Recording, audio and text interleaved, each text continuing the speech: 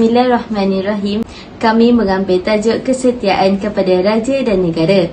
Pengenalan untuk tajuk ini adalah prinsip kesetiaan dan ketaatan kepada raja dan negara menjadi unsur dan ciri penting dalam soal kewarganegaraan di negara ini. Setiap warga negara Malaysia perlu menumpukan sepenuh taat setia, jujur dan ikhlas kepada Yang di-Pertuan Agong dan negara.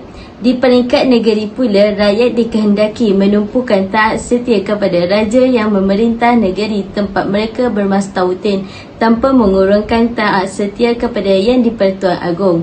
Prinsip kedua, mampu membentuk satu bangsa Malaysia yang patriotik dan bersatu padu kerana raja adalah payung negara yang menaungi seluruh rakyat di negara ini.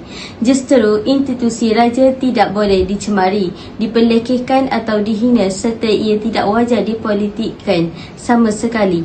Prinsip ini juga bertujuan melahirkan rakyat yang bertanggungjawab dan sanggup berkorban untuk negara demi keamanan dan kemajuan. Sedewasa ini sering meniti dari bibir ke bibir umat di segenap 4 penjuru dunia ini tentang isu pengkhianatan dan juga penderhakaan yang jelas kepada negara.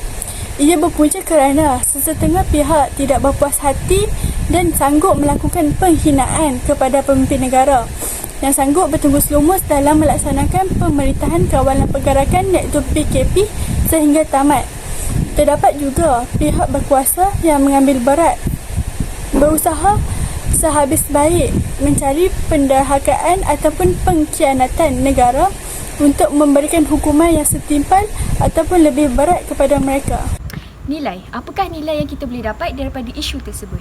Nilai yang kita boleh dapat daripada isu tersebut adalah berperilaku deskriptif, iaitu seseorang yang tidak menghormati terhadap raja dan pemimpin negara kerana telah merosakkan sebuah mural yang memaparkan wajah Seri Paduka Yang di-Pertuan Agong dan beberapa orang pemimpin negara dengan menulis kata-kata kesat pada mural tersebut. Ini telah menunjukkan hilangnya rasa hormat dan derhaka seseorang itu terhadap raja dan telah melanggar asas rukun negara yang kedua iaitu kesetiaan kepada raja dan negara.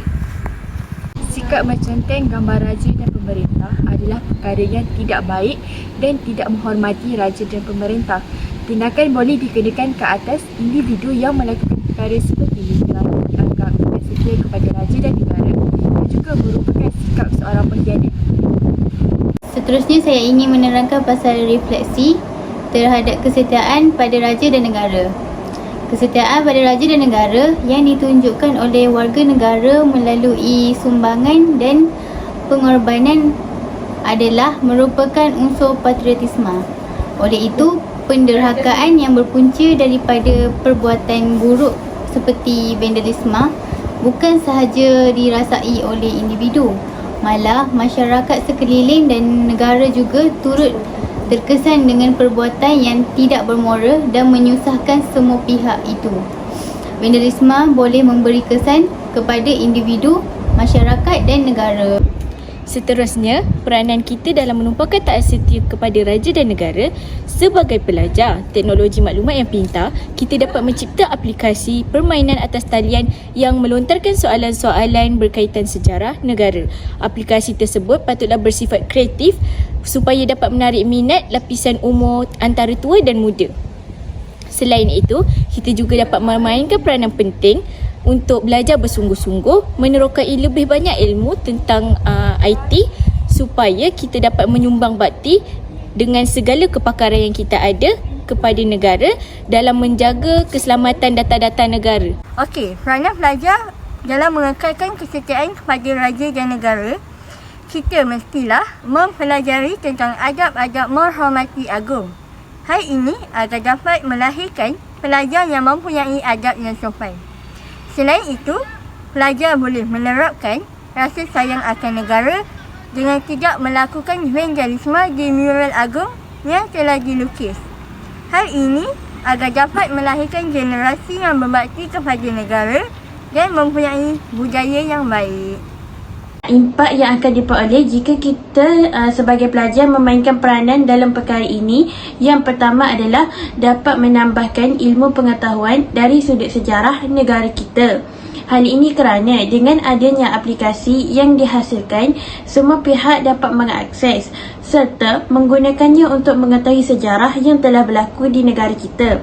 Oleh itu, dengan mengetahui sejarah yang telah berlaku, ia dapat menambahkan kesetiaan kepada raja dan negara kerana raja adalah tonggak utama negara kita.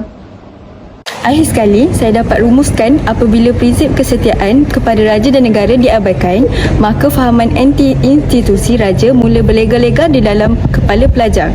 Akibatnya, berlakulah vandalisme pada mural Seri Paduka Baginda yang di Pertuan Agong dan beberapa orang pemimpin negara dengan kata-kata yang kesat dan tidak sepatutnya. Jika kita dipenuhi ilmu pengetahuan yang tinggi dari sudut sejarah negara, pasti kita tidak akan mengkhianati pada raja dan negara.